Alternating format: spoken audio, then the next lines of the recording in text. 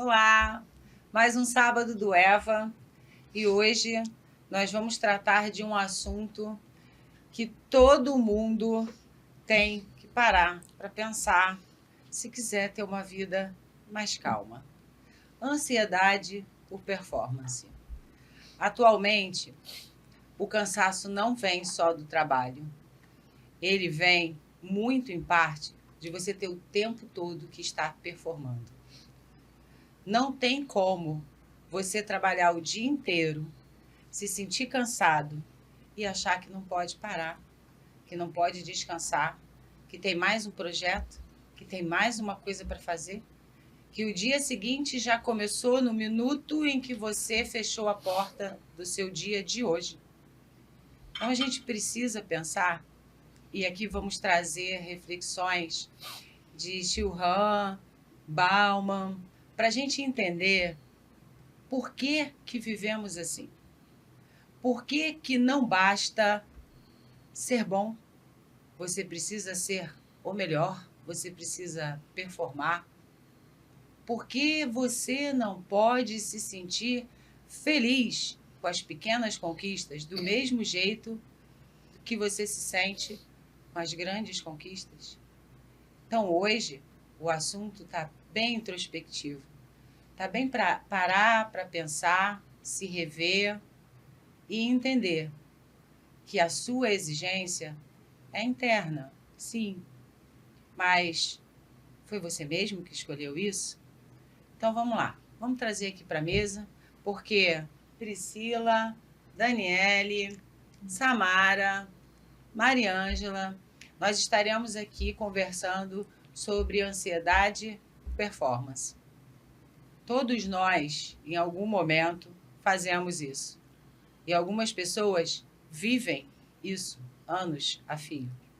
E a gente precisa parar de vez em quando, né? E vamos tentar trabalhar esse assunto de forma a compreender o que realmente é nosso, o que realmente vai nos fazer bem se a gente fizer com aquela intensidade, com aquela pressão, e o que a gente foi levado a fazer, né, meninas? E como é que a gente vai começar a tratar isso?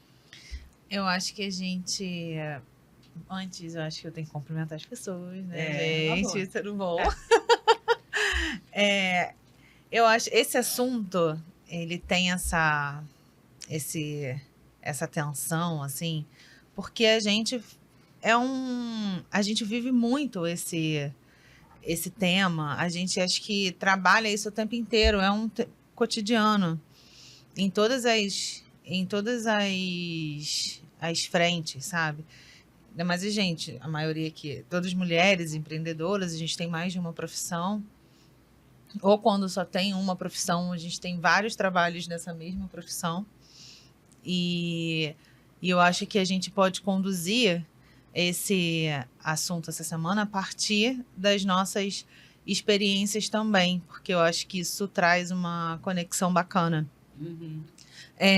E eu fico me perguntando muito sobre quando que começou essa questão que viver tem que ser performar, sabe? Porque antigamente a gente tinha essa coisa do se eu tiver que dividir publicamente um, um ponto da minha vida, normalmente o profissional, mas a gente não tinha essa construção de defender que a nossa família tem que ser perfeita, sabe? A nossa casa tem que ser perfeita, o nosso maternar tem que ser perfeito. Existe uma cobrança hoje sobre essa performance o tempo inteiro, É. que o espontâneo deixou de ser o a verdade, o Natural. natural. Espontâneo, que bom, que para mim é o normal, né? É. Não, a gente tem essa cobrança de estar sempre performando. E aí, esses dias eu tava olhando, passando o celular, né, levantando o feed, aí eu vi que, tipo, uma publicação de uma determinada influencer e a foto do café da manhã dela era perfeita. E aí depois ela seguia uma rotina maravilhosa de treino. E depois, logo em seguida, ela chegava em casa e ela lidava muito bem com a maternidade dela. E tudo muito perfeito, sabe? O casamento dela é perfeito. As pessoas não têm dor de cabeça, não tem tempo ruim, não tem um problema. E a gente, às vezes, se cobra de ter que passar por isso. É. Até eu cheguei a ficar até eu me questionei. Eu falei, gente, eu não sou A gente não se acha o suficiente, né? Eu não sou assim. A gente se cobra o tempo inteiro e fala, meu Deus, eu tenho que andar muito ainda para chegar nisso aqui. E a gente fica nesse processo porque a vida virou um palco. E você tem que estar o tempo inteiro na vitrine. Na vitrine. Exato. E antigamente eu acho muito interessante que essa questão de vitrine, existe um sociólogo, Bauman, ele defende muito que em determinado período a vitrine era associada a produto. Então a gente expunha um produto para gerar esse interesse, para gerar o consumo. Hoje não. Hoje a nossa vida. E aí tem que ser tudo dentro de um padrão determinado. Modernidade líquida. Né? A gente está ali naquele momento, dali a 2 segundos já é outro produto, a gente já tem que se virar em outro produto, a gente tem que estar sempre na vitrine, porque nada fica, né? Tudo muito passageiro. Né? E virou essa coisa do, não, então tem que ser um padrão.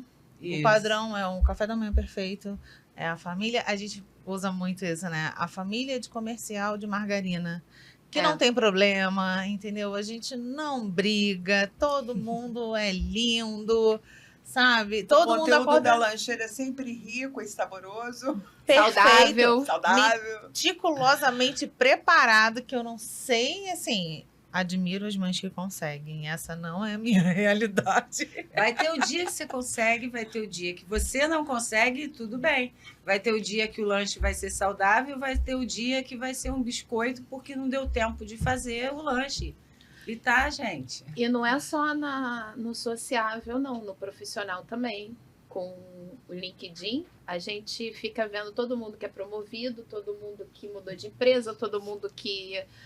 aconteceu alguma coisa na carreira, e aí você fica se comparando, e às vezes, por exemplo, aquela pessoa entrou naquela empresa junto com você, vocês dois saíram, nossa, mas olha a vida dele, olha, ele agora, sei lá, é CFO, CEO, agora tem uma empresa, sei lá das quantas, e aí você olha, você tem que se controlar para não se comparar e se sentir menos. Porque exatamente. É o mais saudável para você. Porque, assim, essa cobrança, ela acaba acaba entrando na gente a sensação de que a gente pode tudo. Então, se o outro conseguiu, não, eu posso. Também. Eu posso. E a gente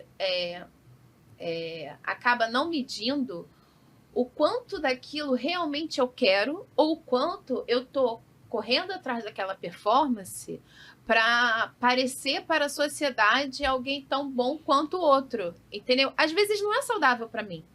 Às vezes não é o que eu quero. Para você.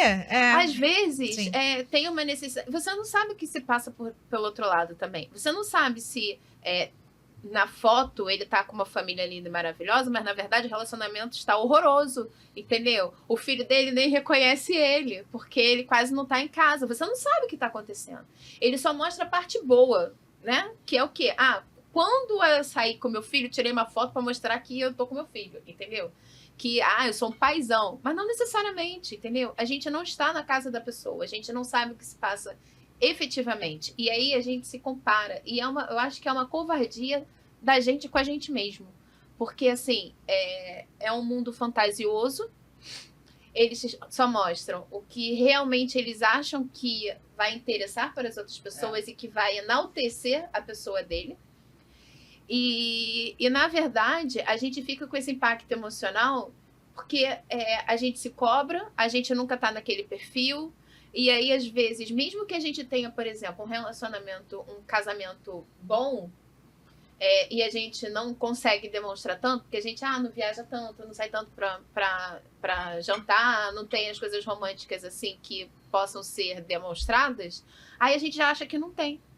Às vezes o seu relacionamento tá melhor do que o do outro, que tá botando fotinho lá no barco, passeando. Mas eu acho que tudo isso que está sendo dito aqui, a raiz disso é um medo muito grande de não conseguir sobreviver, porque toda a mídia está sendo construída com uma promessa de que aquilo vai gerar valor não só pessoal, mas valor financeiro. Então, se você não jogar esse jogo, você está sem emprego, ou você está sem amizade, ou você está fora da comunidade sem proteção.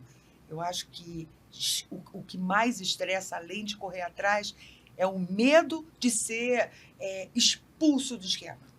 Mas aí você tem que pensar e equilibrar. Tipo, tem sentido esse medo? Até quanto eu tenho que ir para isso que eu tô com medo que aconteça, realmente não aconteça, entendeu?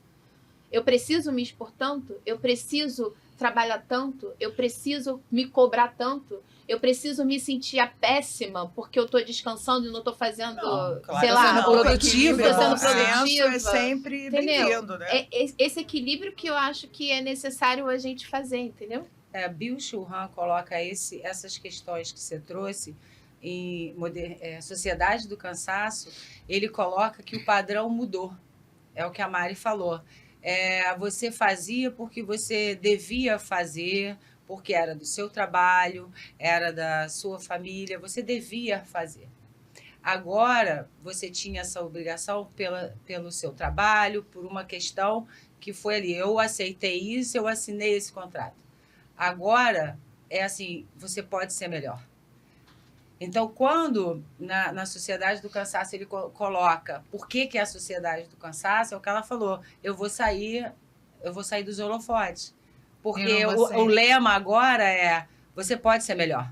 Sim. Então, se você pode sempre ser melhor, você não pode não se comparar, porque você tem que estar sempre de olho com o outro. Mas também tem essa construção de que o que a gente coloca hoje em dia, a nossa vida, ela precisa ser demonstrável, apresentável, sabe? A gente tem que instigar o interesse da pessoa, a gente tem que se vender o tempo inteiro. E não é só a nossa parte profissional, a gente tem que vender a nossa rotina, o nosso maternar. E será que tem? Essa é a dúvida. Esse é o ponto. E aí, Dani? É forte, Fale aí, será que tem? Como é que é? Você tá muito introspectiva hoje. Eu acho que é por causa do Bauman, né? É o Bauman que fez isso. O Bauman, o Byung-Chul Han, todo mundo tagarelando aqui na minha cabeça. Mas é verdade, porque esse tema, ele leva a gente a um lugar de muita reflexão. Não tem como você lidar com esse tema de forma muito superficial. Né?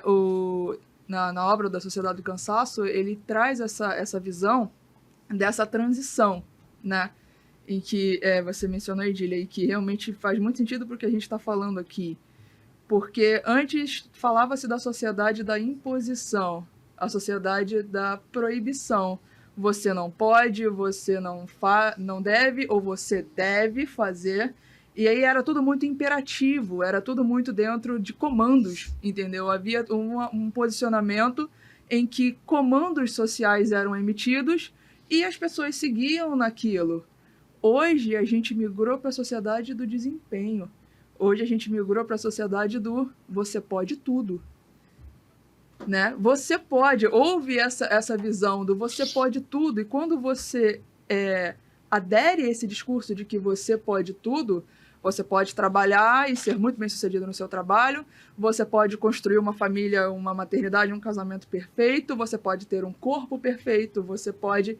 E aí, quando você internaliza esse conceito de que você pode tudo, você começa a olhar lugares sociais ou redes sociais ou dentro de eventos e você vê a vida externa, a vida das pessoas, a sensação de que se você pode tudo, o que você não consegue fazer, só você não consegue fazer.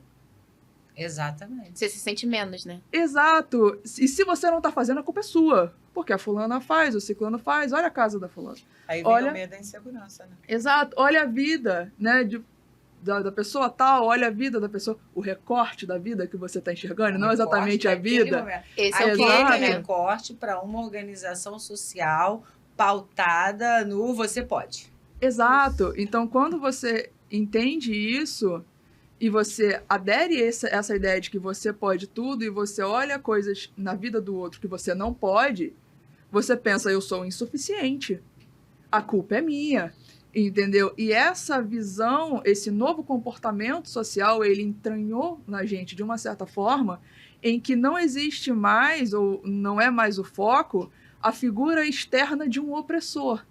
Você não tem o carrasco que te faz fazer aquilo que você se obriga a fazer mesmo diante dessa exaustão.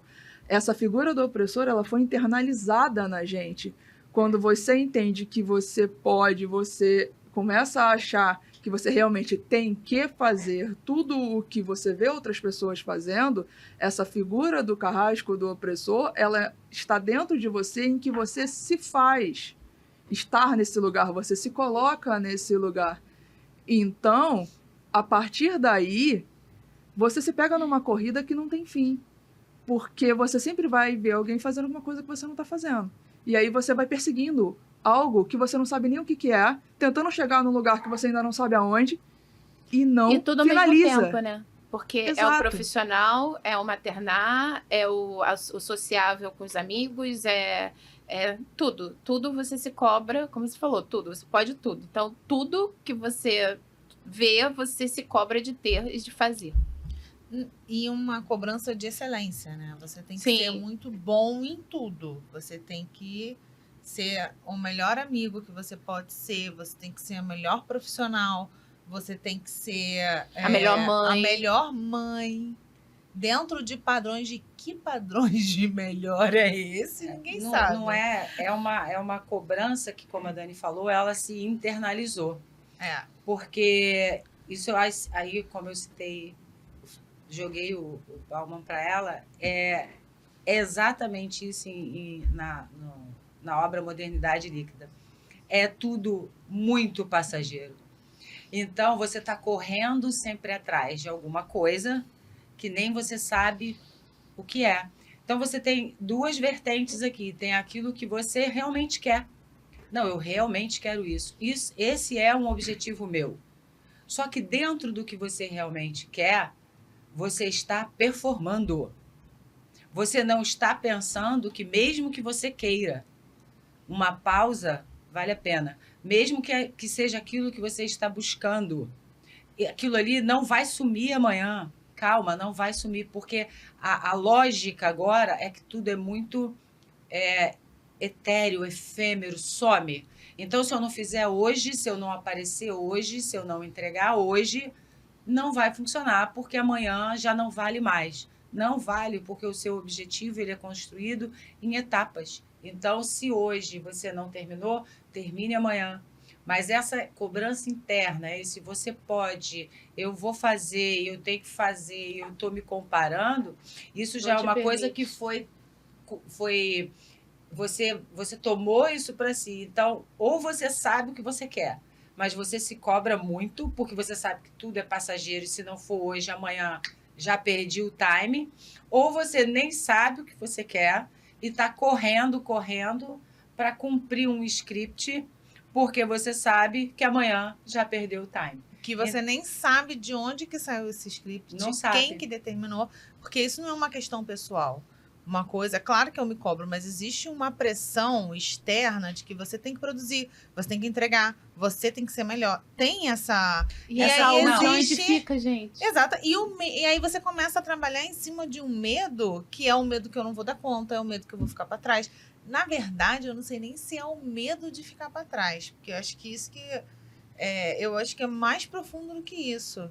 Eu acho que é um medo de você desaparecer. Se eu não for essa pessoa 1001 utilidades, se eu não fizer tudo dentro de um padrão de excelência, eu vou ser invisibilizada. Mas vamos separar. Cancelada. Tem essas pessoas que realmente elas listam, eu vou fazer isso, e bota lá o horário do ler o livro, o horário da academia e vou dormir cedo, lá. Mas é todo mundo? Não. Aí tem aquela pessoa que lista tudo isso. Fez tudo.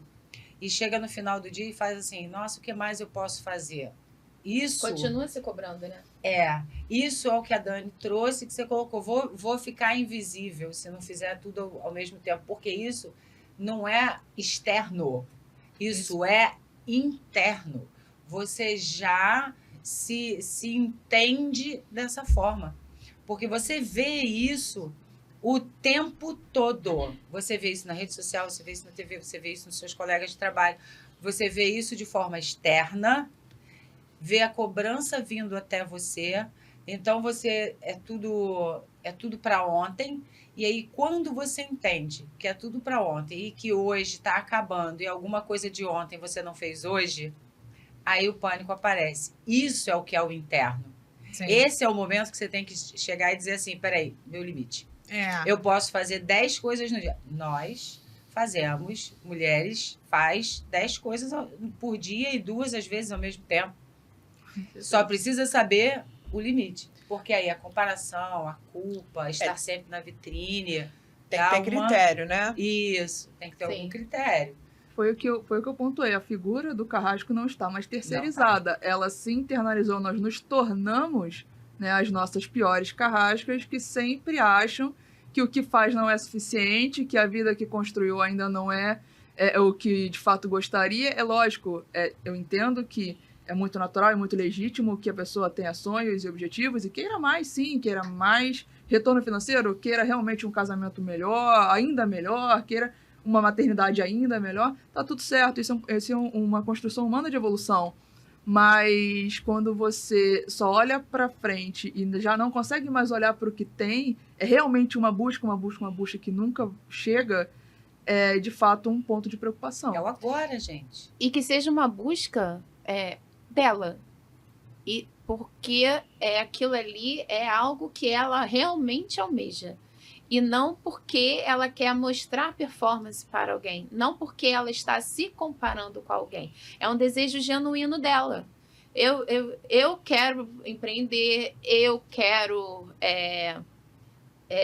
tentar isso, eu quero ser uma mãe melhor, eu quero isso. Ou então, assim... E até nessa cobrança de mãe também, né? Porque eu sou a melhor mãe que eu consigo ser, entendeu? Não somos todos iguais. Nem nós, mães, nem os nossos filhos, entendeu? Então não tem como a gente se comparar. E aí a gente acaba ficando com esse medo de se tornar invisível, de ser cancelada na internet, de não ser uma boa mãe, e aí no grupo da escola, o grupo das mães da escola, ninguém vai querer, vai todo mundo me excluir dos eventos. Sou a mãe que sempre pergunto...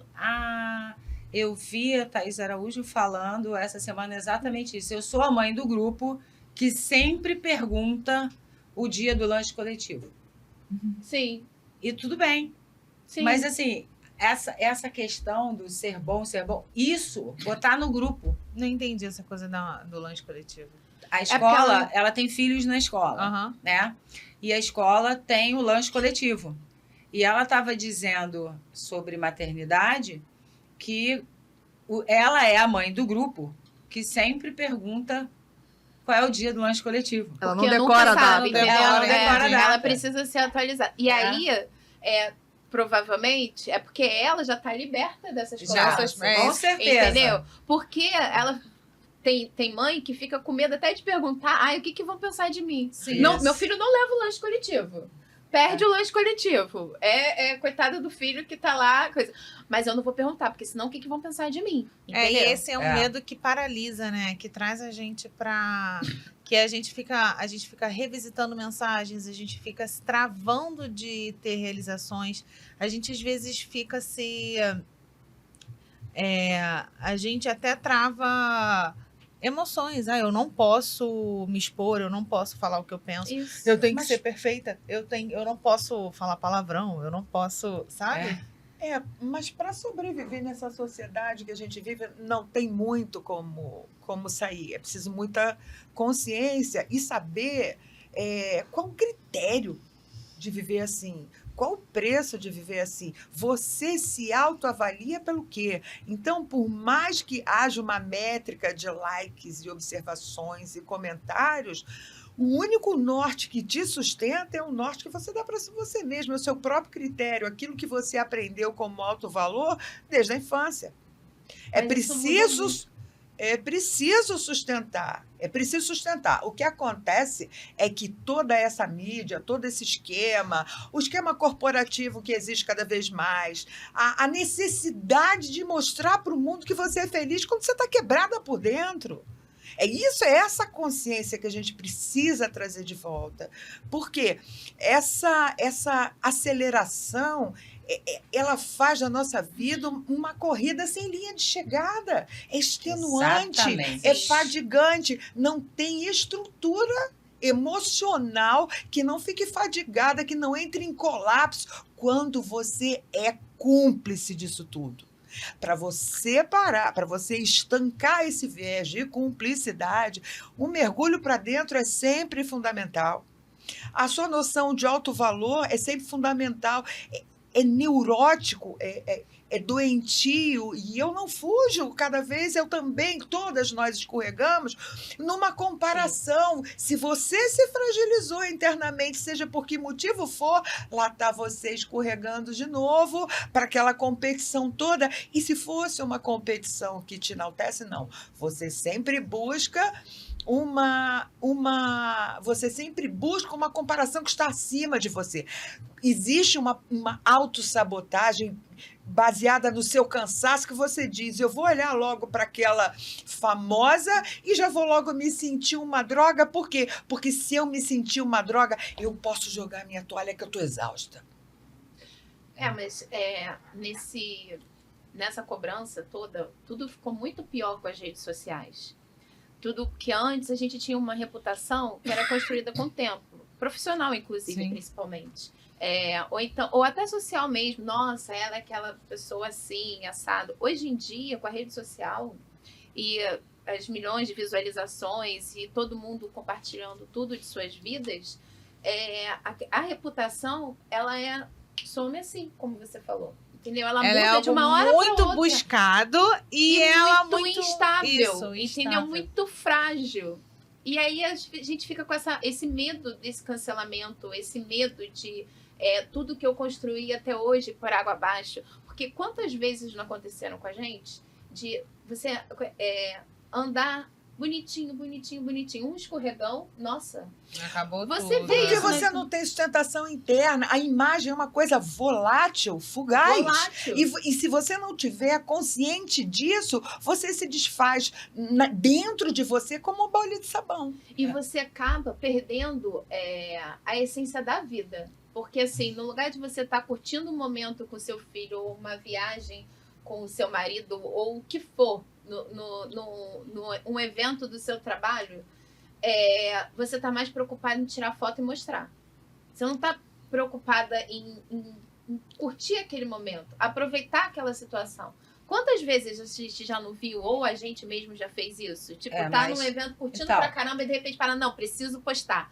Aí vai todo mundo, para tudo, tira foto pra postar. A gente está falando, assim, de tempos atuais. A gente Sim. está comparando, né, essa situação com as redes sociais. Mas espera aí. Antes da rede social, isso já existia. Já, Bauman já dizia há muito tempo. A sociedade do Intensificou, cancelamento, a gente levava tempo para construir uma reputação e nada podia sair daquele script, porque aquilo era tempo de vida que você depositou naquilo. Então, hoje, com as redes sociais, isso acontece com mais velocidade, sim. Mas a sociedade do cancelamento, ela sempre esteve ali, com seus padrões, com as suas cobranças. E aí, o que mudou, né? O que existe hoje, né? O que é líquido hoje, o que é efêmero, porque é muito rápido hoje. A sua reputação, o seu posicionamento no trabalho, você, por um deslize, você é cancelado. E mais frágil, porque antigamente você conseguia esconder alguns fatos. Hoje em dia, com a internet, rede social, todo mundo filmando tudo o tempo todo, você não consegue. Entendeu? Tipo, você deu um deslize ali, você consegue... Você não esconde do seu meio. Eu estou querendo dizer exatamente isso. Essa questão do cancelamento, ela não é de internet. Ela é de um padrão que você tem que cumprir na sociedade. Existe hoje, em 3 segundos, acabou. Mas do seu nicho, do seu contexto social, tu não esconde. Por isso que existe isso hoje em dia. A gente tem que postar o bom. Joinha. O bom, né? Tem que ter curtida. Se eu pisei na bola ontem, hoje eu vou fazer algo bem melhor. E aí entra a performance. Eu tenho que performar. Porque o que levava tempos para construir, você agora quer construir em 30 segundos, porque amanhã você já foi ultrapassado. Porque é uma corrida, né, meio que silenciosa e interna, que te coloca nessa aceleração o tempo inteiro. E aí, assim, tem uma questão, porque essa aceleração, ela faz você sempre se sentir insuficiente, né? Você tá naquela... eu posso ver perfeitamente uma analogia como se fosse um ratinho na rodinha da gaiola. Ele só vai, mas ele não sai do lugar, ele só vai. E aí, chega uma hora que a gente precisa parar para perguntar qual é o critério que, de fato, torna alguma coisa suficiente. O que é suficiente, então? Quando vai ser suficiente? Se nada é, se nunca é. Porque o que é suficiente é aquilo que atende uma demanda, é aquilo que satisfaz uma necessidade. E qual a demanda está sendo satisfeita? Da onde vem essa necessidade de exaustão, essa exaustão, esse nível extremo de performance, de cansaço, de produtividade, está satisfazendo o quê? É suficiente para quê? E para quem? Exato, porque quando você não tem esse critério, nada nunca vai ser suficiente. Quando você não tem esse critério, não vai chegar nunca. E aí o que era para ser algo de se orgulhar, que é você olhar para a sua trajetória, você para de olhar. É como se ela não tivesse valor, porque quando você olha para trás, você está sempre perseguindo algo. Então, parecendo é sempre um estágio pré alguma coisa. Você nunca considera que você chegou. Você pode ter anos de carreira, você pode ter uma história linda, você pode ter construído uma família linda, mas você nunca consegue, de fato, sentir que você chegou a algum lugar. Você está sempre em um estágio pré alguma coisa. E isso é muito perigoso, porque isso afeta muito o sentido da vida. Em que momento você desfruta do que você já construiu? Em que momento você olha e você pode, ao menos, se orgulhar? Em que momento você olha seus filhos, de repente, crescidos e fala assim, dei conta? E assim, eu acho que esses critérios vão muito de pessoa para pessoa. Que nem no outro podcast que a gente falou do fracasso, que o que é sucesso para mim não necessariamente é sucesso para você. Esses critérios também. Os critérios de que eu atingi, o que eu posso ter a sensação de que eu atingi pode ser diferente do seu. Agora, o importante é a gente ter esse autoconhecimento de entender que aquele critério ali é satisfatório para mim. E não deixar me levar pelo que eu estou vendo dos outros, entendeu? E que intensifica com as redes sociais. Porque as redes sociais não deixam você não ver.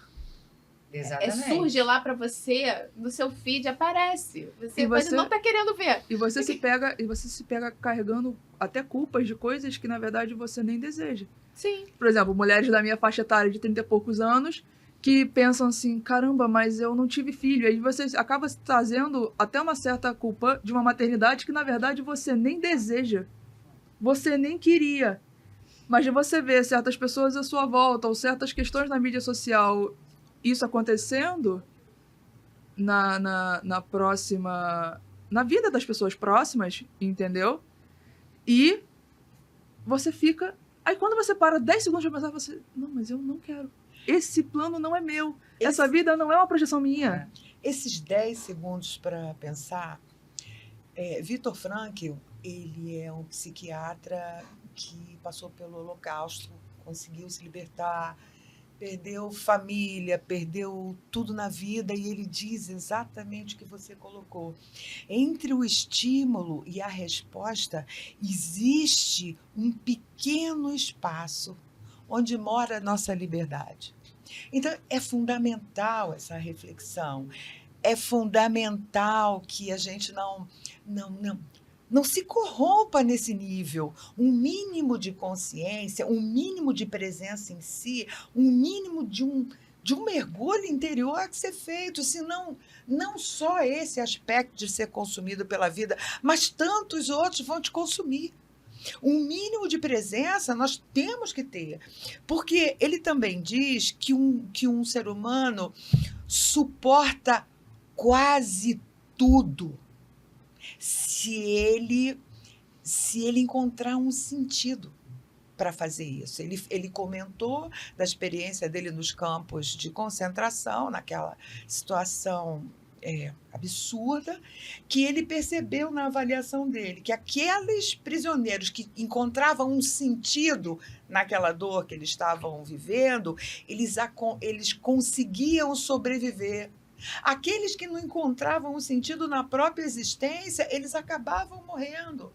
Então, nós somos consumidos pela violência, pelas diversas formas de violência, porque nós aqui estamos tratando de uma violência psíquica, Sim. tá? Mas cabe a nós o equilíbrio, o bom senso, o mergulho, porque a gente está negociando muito barato a nossa vida.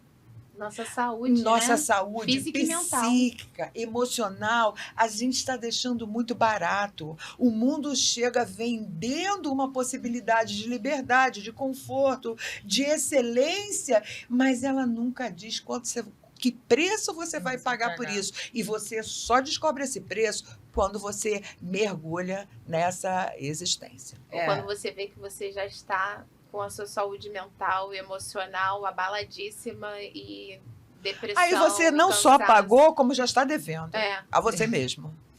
O importante que a gente precisa trazer é que é uma questão organizacional, não só da pessoa, é uma questão da sociedade.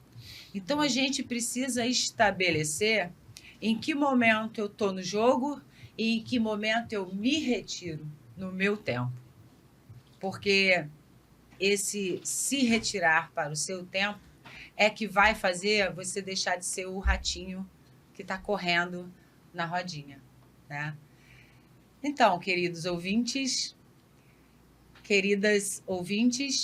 estamos aqui encerrando o nosso bate-papo sobre ansiedade por performance, e a gente trouxe aqui coisas que realmente nos afligem, né?